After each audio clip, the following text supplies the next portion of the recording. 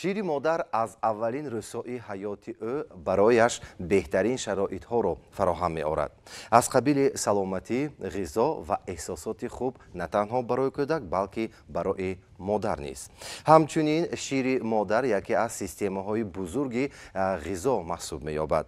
ولی میشود حالت‌هایی که شیر مادر برای کودک دسترس نمی‌شود. در این حالت چی باید کنیم و عموماً ماهیت شیر مادر در چی است؟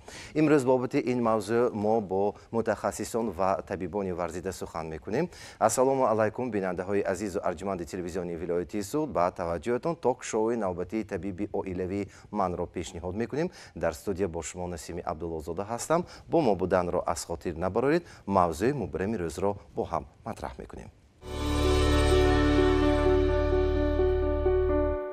بیایید پیش از همه درباره پرینسیپ یا اینکه قاعده های شیر مادر حرف می‌زدیم.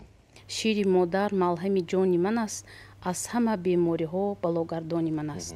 این یک معجزه است که نه هر یک کس با گفتن آن را دسترس کرده میتواند، زیرا که بعد حامله‌دار شدن زن و رسیدن دوره تولد، بعد از تولد کردن کودک، خود به خود در ارگانیسم زن معجزه ها به عمل می آید و شیر مادر برای فرزند تولید کردهش پیدا می شود و هنگام درست تیار کردن زن همین پروسسی لاکتاسیا میگن یا که خارج شدن شیر به راه مانده می شود.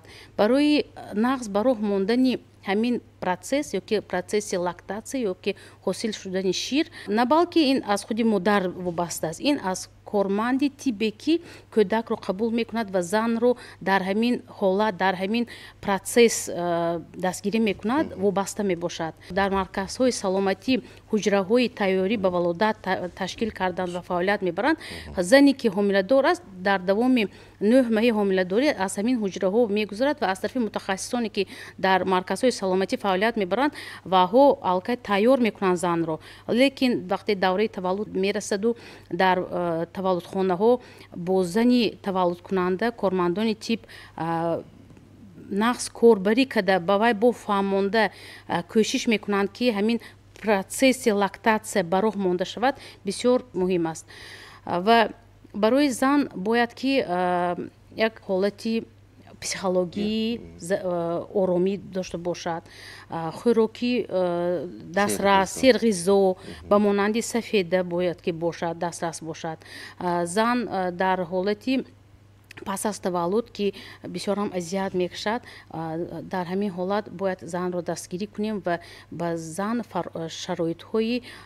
شرایط های خوب فراهم بیاریم و همین پرینسیپ هایی که کلیدهای اساسی که برای بهتر نمودن شیرمکانی یا که بهتر نمودن دادن شیر مادر می باشد، این 10 پرینسیپ ها معلوم می باشد که با این پرینسیپ ها هم مادر کار می کند، هم کارمند تیپ کار می کند و به زن همین 10 کلید طلایی که برای بهتر نمودن شیر افضلیت شیر مادر ما فهمانده می دهیم، هم در مرکزهای سلامتی هم در تولدخانه ها. یکم پرینسیپ این مکانیدن یا که شیر سینه دادن با خواهشی کودک می باشد که نوزاد یا که کودک و خودش و ریجی خود رو تشکیل می کند.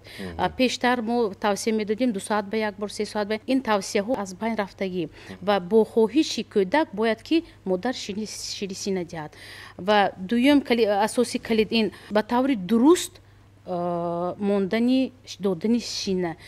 بعضی زنها خور هفته میدین، بعضی ها 6 میدین. کودک باید که درست به مادر نگاه کند. تکنیکی ماندن به شیر سینه یک نازکی خود رو دارد. باز یک اساسی کلیدی این همراه بودن مادر و کودک پس از تولد که در تمام تولدخانه های جمهوری تاجیکستان این پرینسیپ روا دیده ایستاده است. هر یک زن بعد از تولد کردنش با فرزند خود در یک حجره قرار دارد. این هم یک کلیدی اساسی می باشد و غذای سالمی زنی تولد کرده، یعنی باید که غذای زنی تولد کرده بوی از مینرال ها، از سفیده ها باید که باشد که زیرا شیر مادر هم از سفیده های خونی خود مادر پیدا می شود. باز یک کلیدی طلایی این دستگیری لاکتاسیا یا که دستگیری پیدایش شیر. барои ин мо ба модар фаҳмонда доданамо дар кор ки бояд ки шири сина ба пуррагӣ аз тарафи кӯдак ҷабида шавад. Бояд ки дар синаи зан баъз аз макидани кӯдак шири холигӣ омондагӣ намонад ки ин пешгирии бо пайдошиди шири нав мебошад. Бо як калиди тиллоӣ барои шир додани зан ин роҳ надодан ба истифодабарии ҳар гуна ширҳои сунъӣ. Барои зан мефаҳмонем ки набояд ки соска ё ки бутилочкаҳо ё ки шишачаҳое ки бо ширҳои сунъӣ пур карда шудааст ба кӯдак набояд ки диҳанд. Ин ҳам як калиди асосие ки барои ширмаконӣ мебошад. Ва бо як калиди асосӣ ин сари вақт ва ба таври дуруст додани ғизои иловагӣ ба кӯдак. Бояд ки мо ба зан фаҳмонем ки шири сина ба пуррагӣ то 6 моҳагии кӯдак дода мешавад. Баъд аз 6 моҳагӣ мо бояд ки ба модар таври дуруст даровардани ғизои иловагиро фаҳмонда диҳем. Ин ҳам як асоси барои оянда расиши кӯдак, барои инкишофи дурусти кӯдак ин заминаи калон мебошад. ҳангоми ҳомиладорӣ дар чанд моҳагӣ ки кӯдак дар батни модар қарор дорад, ҳосили шир дар зан пайдо мешавад дар зани ҳомила? Аз 27-28 ҳафтаи ҳомиладорӣ сар карда дар организми зан ё ки дар бофтаҳои ширии синаи зан дигаргуниҳои назаррас ба вуқӯъ меояд ки ин ҳам пайдо шудани ҳуҷайраҳои ширҳосилкунанда, яъне бофтаҳои синаи зан ба пайдо кардани шир тайёр мешаванд. Ва аз вақте ки бо мурури замон давраи таваллуд наздик мешавад, баъд аз таваллуд кардани тифл, вақте ки дар организми зан гормонҳои окситотсин дар ҳаҷми бисёр пайдо мешунад, ғум мешаванд, ин водор мекунад ки ҳамон ҳуҷайраҳо кашиш хӯрда ширро ба берун хориҷ кунад. Ва ҳангоме ки кӯдак таваллуд мешаваду якумин контакти модар бо кӯдак ба вуқӯъ мебояд, табиатан шири синаи занак шир ҳосил мекунад. Вақте ки кӯдакро мо ба болои модараш мемонем, як мӯъҷизаи худо мебояд ки кӯдак худаш ҳаракат карда ба нӯги синаро кофта рафта шири худаш ба худо офридагӣ мемакад. Як мӯъҷиза, як одам нигоҳ кунад, дигар як эҳсосоти як нотакрор аст барои як одами медидагӣ ба худи модара. Вақте ки ҳамихе ҳолатҳо дучор мешим, бовар кунед ашки модар мерезад ва ҳангоми макидани фарзандаш занро як ҳиссиёте ба вуқӯъ мегирад ки дошта намешавад, оби дидаи зан мешорад ахурсандия, ки ин барои кормандони тиб як ваи ҳолати вай мебошад, бисёр ҳам хурсанди овар мебошаду як одам ҳиссиёти вай пайдо мекунад ҳамин ҳолатро дидаги одам. Хеле хуб аст. Ташаккури зиёд мегӯем. Албатта бинандаҳои азиз ва умуман модароне ки моро тамошо карда истанд, ба фикрам аксарият аз ин ҳолатро паси сар кардан ва ба ёд ҳам оварда истоданд. Лекин барои модарони ҷавон, барои нафароне ки нав ҳомиладор мешаванд ё ин ки аллакай дар ҳамин ҳолат дар оғозаш қарор доранд, мо ин барномаро пешниҳод карда истодаем. Ва марҳамат, дар бораи бартариятҳои шири модар боз чанд сухани дигар мегуфтем. шири сина тамоми маводҳои заруриро ба кӯдак дорад ва организми кӯдак онро осон ҳазм мекунад ва самаранок дар рушду инкишофи кӯдак истифода мебарад. шири сина кӯдакро аз бемориҳои сироятӣ ҳифз мекунад ва дар оянда низ дар ояндаи дарозмуддат аз бемориҳои ғайрисироятӣ ба мисоли фарбегӣ, диабети қанд, фишорбаландӣ низ эмин медорад. дигар хусусияташ ҳамин аст ки меҳру муҳаббатро миёни модару кӯдак пайдо мекунад. дигар бартарияташ ҳамин аст ки шири модар нисбат ба ғизои сунъӣ арзонтар аст ки ба буҷаи оилавӣ низ ваи мусбит фоидаовар аст. боз шири сина барои модар низ фоидаовар аст ва барои чӣ? Барои бачадон кашишхӯриаш ёрдам мекунад ки хунравиро кам мекунад ва тезтар ба ҳолати пешинааш омадан ёрӣ мерасонад. Ин дар пешгирии камхунӣ низ ба модар тарафи мусбӣ дорад.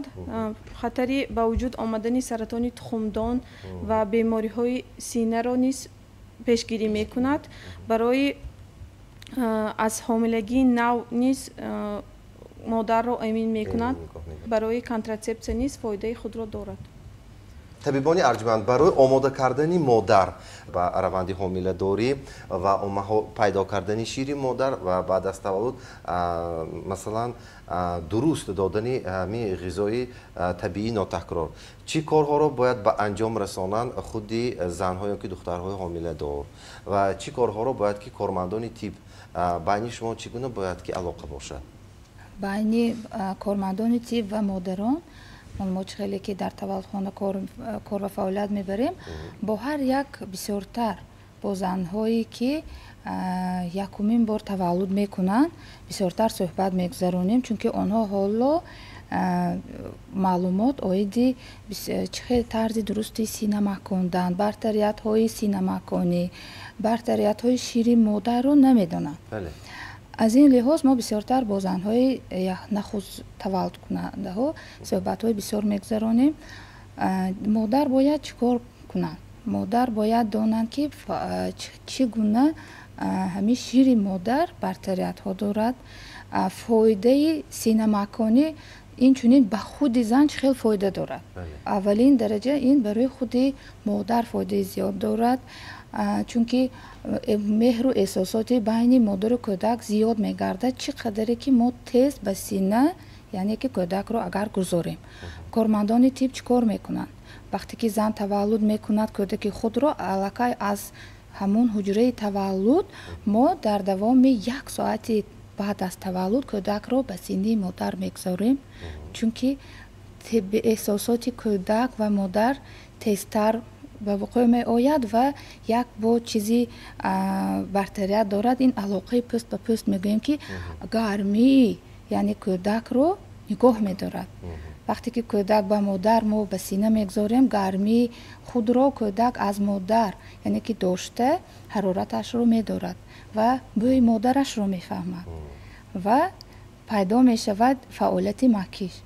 вақте ки кӯдак якумин маротиба макишро дар ҳуҷраи таваллуд мо фаъол мегардонем, аллакай гӯем ки ба модар ҳамон баъд аз таваллуд пешгирии хунравӣ аллакай иҷро мешавад. ҳаҷми яъне ки ҳамон бачадон ба хурдшавӣ сар мекунад, чунки вақте кӯдак макишро сар мекунад, гормони окситотсин худ яъне ки ихроҷ шуданро сар мекунад. барои ҳамин мо аз ҳуҷраи таваллудхона аллакай ба модарон мо фаҳмонда яъне суҳбат мегузаронем оиди синамаконӣ бартариҳояш. ва инчунин дар давоми зан чанд рӯзе ки дар таваллудхона қарор дошта бошад, боз мо дар давоми ҳамин қарор доштан бо занҳо суҳбатҳо мегузаронем, дарсҳо мегузаронем оиди бартариятҳои синамаконӣ ва бартариятҳои шири модар. тарзи дурусти синамаконӣ яъне ки чӣ тавр бояд кӯдакашро дуруст дорад. ин ҳам як қоидаи худро дорад. ҳамаи ҳамин чизҳоро омӯзонда баъд мо ба хона ҷавоб медиҳем ва мефаҳмонем ки дар давоми 6 моҳ албатта аввал бояд ки кӯдак шири модарро гирад. ягон дигар иловагӣ ҳичи дар кор не, на об, на дигар ягон ғизои сунъӣ, чунки худи шир ҳама хел офарида шудааст ки ба ду қисм ҷудо мешавад. гӯем дар ҳамин пистони модар ин шири қисми пеш ва қафо. шири қисми пеш ин бисёр об дорад. 80% гӯем ки таркиби шир аз об, ташнагиашро мешканад ҳамон шир аз ҳисоби ҳамон об. аллакай қисми дуюм бошад, ин чӣ дорад? таркиби шир чарбҳо дорад, карбогидратҳо дорад, сафедаҳо дорад, инчунин витаминҳое ки зарур барои организми кӯдак, албатта дар таркибаш ҳай микроэлементҳо ва мо чӣ қадар ки ҳозир дар вай бисёр мамнӯъ шудааст, ин чарбҳои чӣ мегӯянд тез ҳазмшаванда дорад. ки дар ғизои сунъӣ ин чизҳо нестанд ва факторҳои пешгирии хунравӣ ҳаст, яъне ки кӯдакро аз хунравиҳои номатлуб нигоҳ медорад, ки дар таркиби шири модар ҳаст.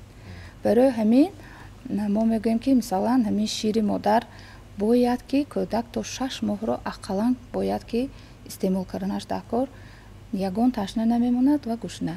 ба худи талаботи кӯдак нигоҳ карда, ягон соат не дигар не, бояд ба талаботи кӯдак нигоҳ карда мо мефармоем ки ширашро, яъне зан бояд ки ба ҳамин сина маконӣ аҳамият диҳад. яъне бинед ки кӯдак худаш ба сӯи пистони модар меравад вақте ки ташна мемонад ё ин ки гурусна мешавад. ин аломатҳояш чӣ хел, яъне ки кӯдак аввал ҳамту гӯем агар ки ба нағзӣ аввал мепурсад, мисол ки даҳонашро калон мекушояд ва ба ин сӯ ба он сӯ калашро тоб дода даҳонашро калон кушода мековад. Ин яъне ки рефлекси мегӯем кованда. вақте ки ҳамин рефлекси кованда ба кор шурӯъ мекунад, уже модар бояд ҳис кунад ки кӯдак мехоҳад ки чӣ ғизо гирад. вақте ки мисол баъзи модарон мешаванд ки мо ҳамин чизро меомӯзем, бисёр гира кунад агар мефаҳманд ки ҳам кӯдак гӯшнуштааст. На, аввал кӯдак ба нағзӣ мепурсад, яъне ки даҳонашро мекушояду ков мекунад. ин ҳам як навъи кӯдак мебошад, фаъолияти яъне рефлекси кӯдак мебошад. ба ҳамин диққат додан лозим, мо ҳам чиҳоро мефаҳмонем. баъде ки мисол модар агар нафаҳмидан ва кӯдак ба гирия медораду, баъд модар мисол барои ҳамон мо мефаҳмонем ки хеле нозукиҳо ҳаст. дар таркиби шири модар бо ҳуҷайраҳои солими яке зиндаи масъуният мебошанд ки онҳоро дар ғизоҳои иловагӣ дарёфта намешавад. ин як қисми нотакрори шир мебошад ки дар шири модар будани ҳуҷайраҳои иммунитет ё ки масъуният мебошад ки ин хело нақши калон дар тамоми умри кӯдак мебозад ки баъзе ҳуҷайраҳои масъунияте ки дар ҳамон даруни фалла ба организми кӯдак медарад то охири умри кӯдак хизмат мекунад, ки онҳо нотакрор мебошанд ва дар дигар маводҳои ширӣ дарёфта намешавад. ва ба ғайр аз он мо тавсия метиҳем ки ба занҳое ки нав таваллуд кардан ё ки якумбора таваллуд кардан мо тавсия метиҳем ки маконидан ё ки макишҳои шабонаро ба роҳ монанд ё ки пропаганда начинова вскармливание мегӯем. барои чӣ хел ки зани таваллуд ба монанди дигар индивидуумҳо баъд аз соати 10-11 шаб дар организми ҳар якта одам маводҳои фаъоли биологӣ бисёр мешавад ки инҳо гормон ном медонанд. инҳо ба намуди окситотсин, эндорфин, боз гормонҳои барои инкишофи кӯдак бисёр мебошад ки баъд аз соати 10 дар организми одам ончунон дар зани таваллуд карда пайдо мешавад ва ҳангоме ки ба модар мо макониданони шабона тавсия метиҳем, эҳтимолияти бо шир фаромадан ба организми кӯдак ҳамин моддаҳоро баланд мекунад ва барои инкишофи ва рушди инкишофи ақлонронӣ ва рушди инкишофи ҷисмонии кӯдак хеле аҳамияти калон дорад. вақте ки занҳо дар давраи ҳомиладориашон дар марказҳои саломатӣ 8 маротиба бояд ташриф гузаронида шавад. вақте ки зани ҳомиладор моҳияти ана ҳамон шири модарро мефаҳмад, таркиби шири модар ва фарқияти онро аз шири ҳайвонот, аз ғизои сунъӣ мефаҳмад, ҳеҷ гоҳ ягон модар кӯдаки худро ба ғизои сунъӣ истеъмол намуданаш ё ин ки ба шири ҳайвонот роҳ намедиҳад. инчунин фаҳмидани хавфу хатари пистонакҳо, шишачаҳоро агар фаҳмад, ягон модар намехоҳад ки фарзандаш бо ғизои сунъӣ калон шавад. таркиби шири модар ҳуҷайраҳои зинда, бактерияҳои хуб номида мешавад, ба инкишофу рушди кӯдак бисёр фоидаи калон дорад. таркиби шири модар вақте ки охири ҳафтаи ҳомиладорӣ ва 2-3 рӯзи аввали пас аз таваллуд шири фалла малозива мегӯям. шири фалла фарқияти он дар он аст ки аз иммуноглобулинҳо бисёр ҳам бой мебошад, аз агентҳои зидди аллергетикӣ, зидди вирусӣ бисёр ҳам бой мебошад ки кӯдакро аз бемориҳои сироятӣ, ғайри сироятӣ муҳофизат мекунад. дар таркиби шири фала инчунин сафеда витаминҳои А мавҷуд аст ки рӯдаҳои кӯдакро инкишоф ёфта рӯдаи кӯдакро аз меконияҳо тоза мекунад. Фарқияти шири модар аз шири ҳайвонот дар он аст ки осон ҳазм мешавад. Дар шири ҳайвонот сафедаи бисёр ҳам вазнин казеин мавҷуд аст ки вақте ки кӯдак онро истеъмол менамояд дар меъдаи кӯдак он тез лахта шуда творогмонанд мешавад ва он бадҳазм мебошад ки кӯдак метавонад ба касалиҳои дамиши шикам, дарунравӣ, ноустувории меъда ва дигар касалиҳои сироятӣ ва ғайрисироятӣ гирифтор шавад. خب تشکر زیاد. همچنین ما میدونیم که هر سال طبق تشبوسی تشکیلات عمومی جهانی تندرستی در تمام دنیا دهه شیرمحکانی گذرانیده میشد. از جمله به فکرم در جمهوری تاجیکستان نیز این معرکه با یک خصوصیتی خاص گذرانیده میشود و چیزی که به ما اطلاع دادن سال روان یعنی سال 2025 آن تحت شعاری برتریت دادن به شیرمحکانی ایجاد سیستم‌های دستگیری استوار عنوان گرفته است و بنابر همین می‌خواستیم که درباره همین دهه با شما متخصصان صحبت کنیم. چگونه چاره‌بینی‌ها را می‌گذارید در مدت همین 10 روز؟ مطابق معلومات دقیق خو بهتر گردانی عملی شیرمحکانی سینمحکانی همان ساله زیاده از 823,000 کودکان رو از فاف حفظ می‌نماید. برای همین همه ساله با دستگیری سازمان جهانی یونیسف همه ساله در جمهوری تاجیکستان در همه مؤسسات طبی جمهوری تاجیکستان این دهه سینمحکانی گذرانیده می شود. در این معرکه بسیارتر صحبت میکنیم با کارمندان طب، با اهالی، با زنهای تولد کرده، با زنهای حامله دار، با همشون صحبت میگذرانیم. میفهمونیم برتریت سینمحکانی برای زن، برای کودک همیشه میفهمونیم. چاره‌بینی‌های با نمودی برآمد در تلویزیون، رادیو، چاپی مقاله‌ها در گازیتا، ژورنال‌ها گذرانیده میشود. حاضر اینجا یک چیز گفتنی هستم که حاضر من ҳавои гарм баям, ҳавои хунук баям, шири модар ҳама вақт тайёр. Чунки 80% шир аз об иборат аст. И 20% ҳамон чарбҳою гидрокарбонатҳо иборат аст. Барои ҳамин ҳавои гарм баям об ҷӯш додан дар кор не. Ҳамон сина худаш ҳам ҷои оба мегирад, ҳам ҷои ғизои солима мегирад. И ҳавои сард ба ҳавои хунук баям ина гарм кардан дар кор не. Умуман дар роҳи аҳолӣ назар ба ғизои сунъӣ ин арзонтар мебошад ва тез ҳазм кунанда мебошад. ҳамин чизҳои мо ҳамин маъракаҳо ва гуфта мегузарем, занҳо ва нишон метиҳем, мехлак ва буклетҳо тайёр мешавад. ҳамаш ба мо ки шинос мекунем. تشکر زیاد. بگوید که در دولت‌های اروپا خارجی اساساً زنها با دادن شیر خود را خودداری میکنند نیخترش. در ما هم هست این چیز یکی که همه مادران میخواهند که شکل زیبای خود را گم نکرده از همین روزهای اول با شیرمحکانی کودک شروع کنند. اگر باشن با چنین زنها یک صحبت‌های جدی میکنید؟ البته ما صحبت میگذرانیم.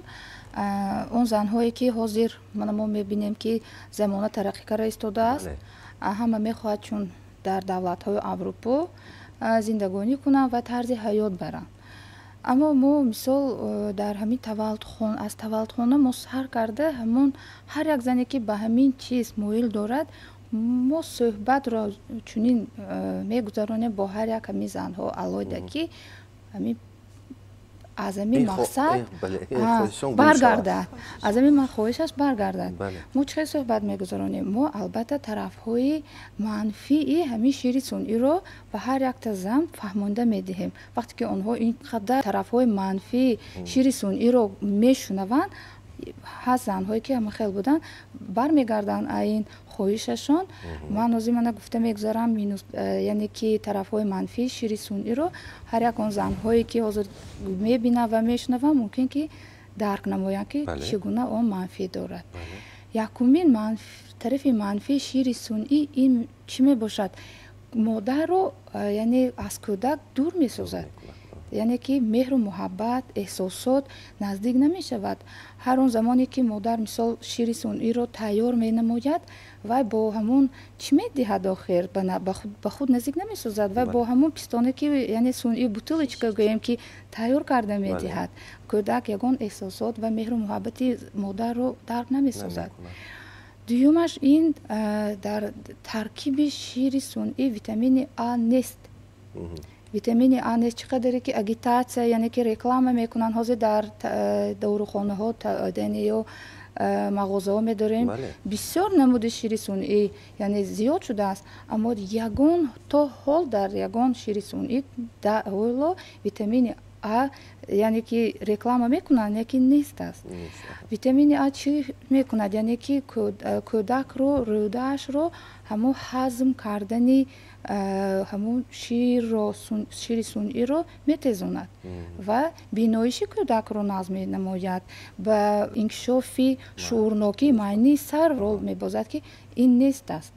برای همین در شیر مادر باشد این ویتامین هست و مقدار زیاد میباشد.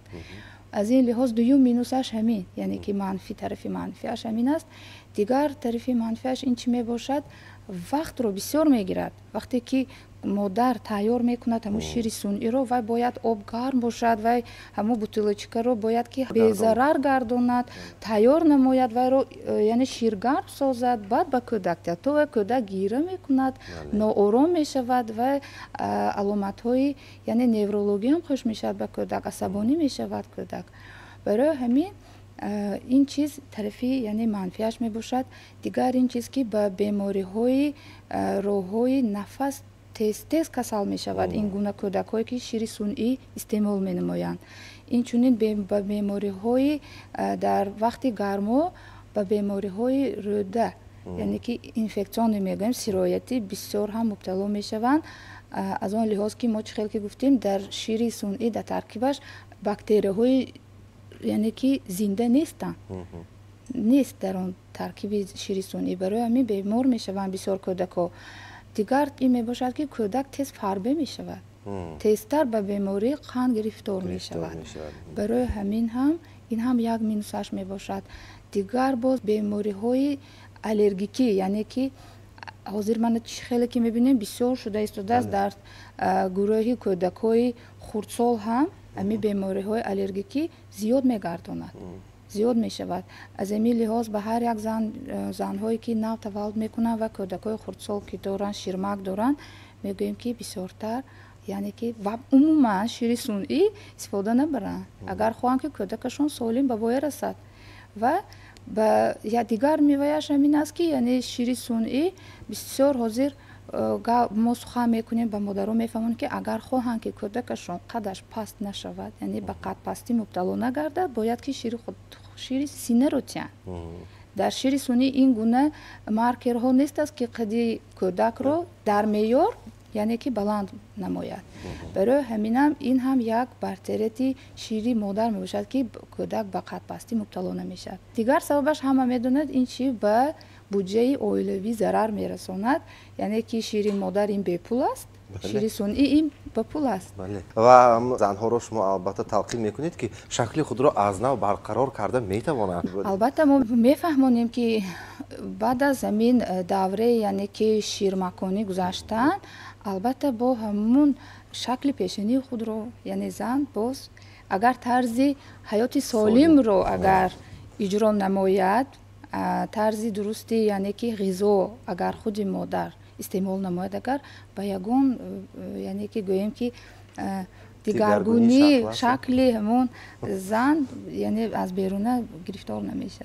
اصلا سینمکانی این یک مسئله نادر می باشد. این وظیفه یک شخصی متصدی یا اینکه این وظیفه دختر وظیفه زنی حامله‌دار نیست.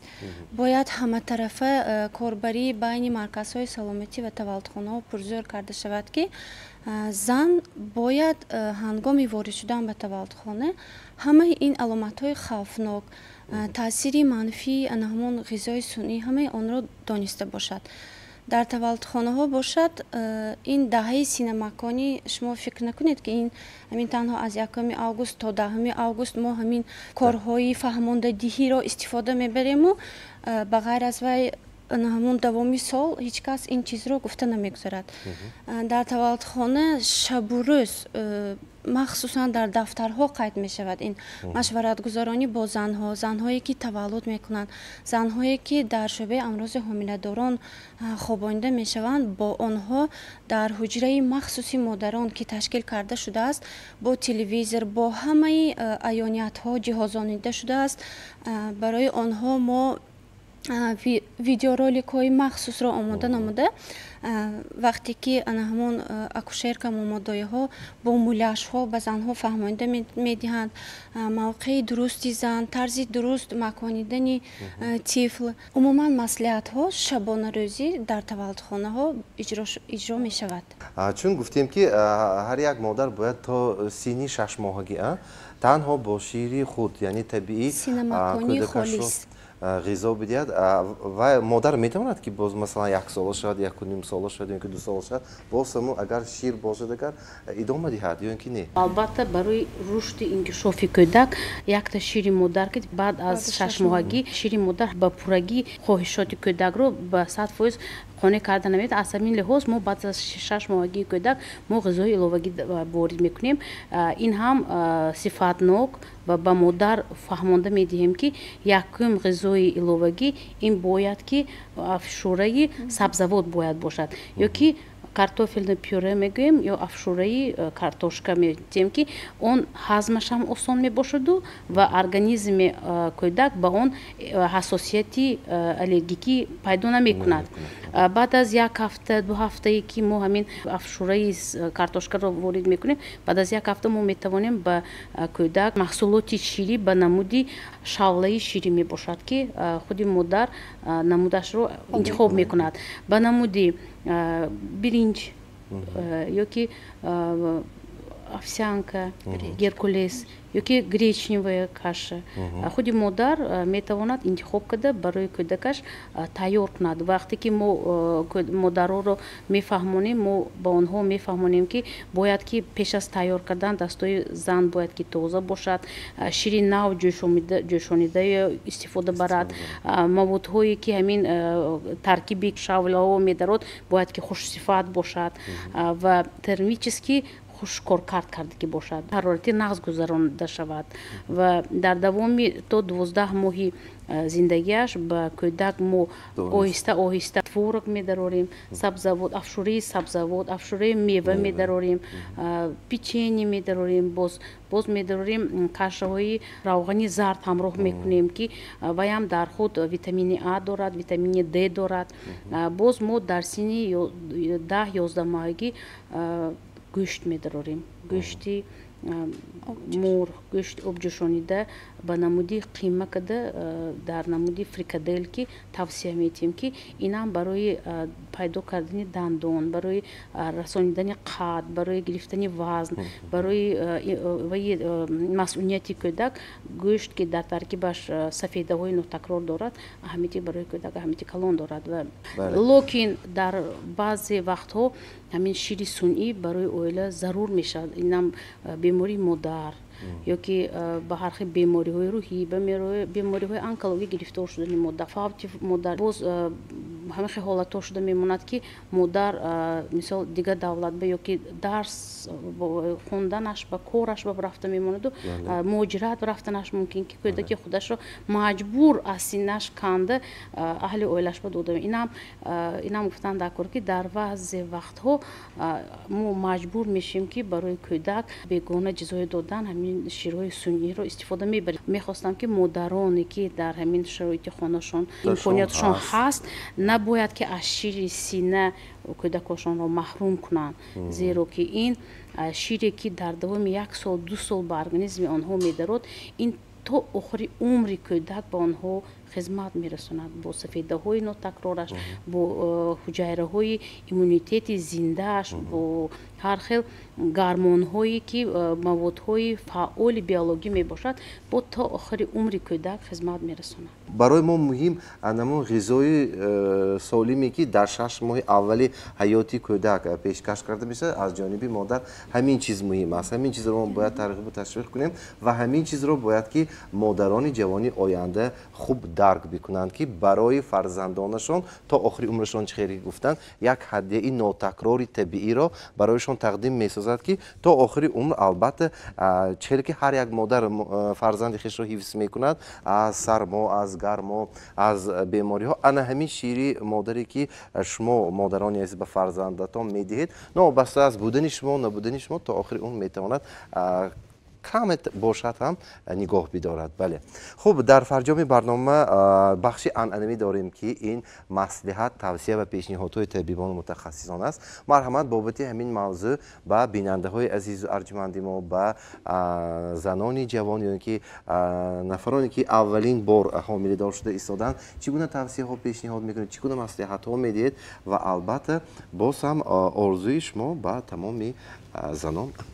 از همه زنها خواهش میکنم که کودکتان را از خودتان دور نکنیدتان همه وقت نزدتان انده باشد همه های حسیاتش درک کنتان برای که کودک همه وقت کودک نیه یک روز کلام میشود از شما دور میشود این چیز دویمی نیه این چیز حاضر موافقتا کودک به شما ضروریت داره که مادرش پیشش باشد همه وقت مادر صحت سلامت باشد کودکتان سالم کلام شود همه وقت همینطور چی که ما حاضر به شما فهموندیم گفتیم همین از خود کرده و این حیات شما و فرزند شما استفاده برید بهتر می شود. دوره سینه مکانی مسئولیتناک است بنابراین زنی حامله زنی تولد کرده رو تنها نگذارند. خیلی که ما گفتیم در таваллудхонаи мо ҳам ҳамин ҳодисаҳое ки шавад агар сина доданӣ нашаванд мо ҳаракат мекунем ки машваратро бо оила пеш барем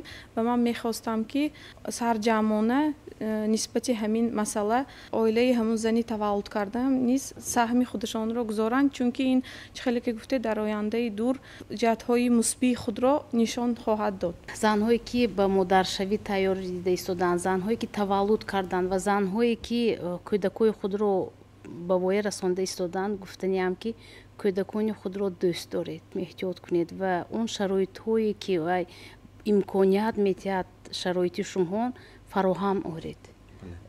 кӯдаконатонро аз хурдӣ ба ростӣ ба меҳру муҳаббат нисбати оила ба ростгӯӣ равона кунед. ба ҳар як зан ва занҳои яъне ки якуми маротиба модар мешаванд мумкин ки ҳамин суханҳои дар ин ҷо гуфта шуда ба онҳо ёрӣ расонад ва ин мусибит диҳад. мехостам ки ҳар як ҳамин зани нав ҳомиладор шуда бояд бартариятҳои синамаконӣ бартариятҳои ширро дарк намоянд ва бисёртар ҳамин кӯдакашонро бо шири худ таъмин намоянд. зеро агар хоҳанд ки кӯдаки солим ба воя расонанд албатта ки яъне шири модар ин якумин дараҷа мебошад бо шири худ таъмин намоянд ва бисёртар оғиш намоянд. аз занҳои ҳомиладор хоҳиш менамоям ки бисёртар кунҷков бошанд аз сомонаҳои воситаи ахбори умма аз сомонаҳои интернетӣ ҷустуҷӯ намоянд. ман фикр мекунам ки имрӯз ба ҳар як зан дастрас мебошад сомонаҳои интернетӣ кунҷков бошанд организми худро калоншавии кӯдакашро дар батнаш ҳамаи онро ҷустуҷӯ намуда бояд дар кадом моҳ дар кадом триместри ҳомиладорӣ чиро бисёртар истифода барад ана ҳамонро ба худ дарк намуда кӯдаки солим ба дунё оваранд. баъдан мехостам ки ғайри нишондод барои синамаконӣ барои аз тарафи модар соҳаи тиб пешниҳод намудааст. ғайри нишондод барои синамаконӣ ин модаре ки гирифтории бемории вируси норасоии масунияти одам мебошад ва занҳое ки бемории саратон доштанду табобати цитостатикӣ қабул мекунанд ва баъзе занҳо бо илтиҳоби ягон органҳои худ табобати антибактериалии пурзӯрро қабул мекунанд ба онҳо мумкин нест шири сина додан. танҳо дар ҳамин се ҳолат тавсия намедиҳем ки шири худро ба кӯдак диҳанд. вақте ки модар солим мешаваду антибиотик ба охир мерасад, боз метавонад ширмакониро давом диҳад.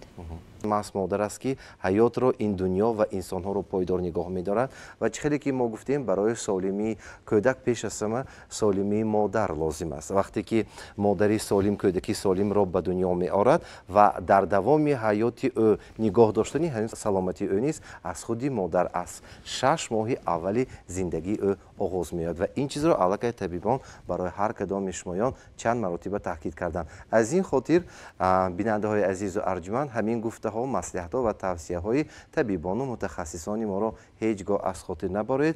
آرزو می‌کنیم که زندگی هر کدام شمایان پر از نشاط و خرسندی باشد و وقتی به خاندان شما آمدن مهمان نو تولید فرزند سالم را آرزو میکنیم. با شما تاکشوی طبیب عائلوی من و راوی این برنامه نسیم عبدالله زاده بودم. عرض سپاسی خویش را به مرکز تشکل طرز حیاتی سالم در ولایت سوق میرسانیم. سلامتی خویش و نزدیکانتان را دائما احتیاط نمایید. باقی تا برنامه آینده تنصیحت باشید.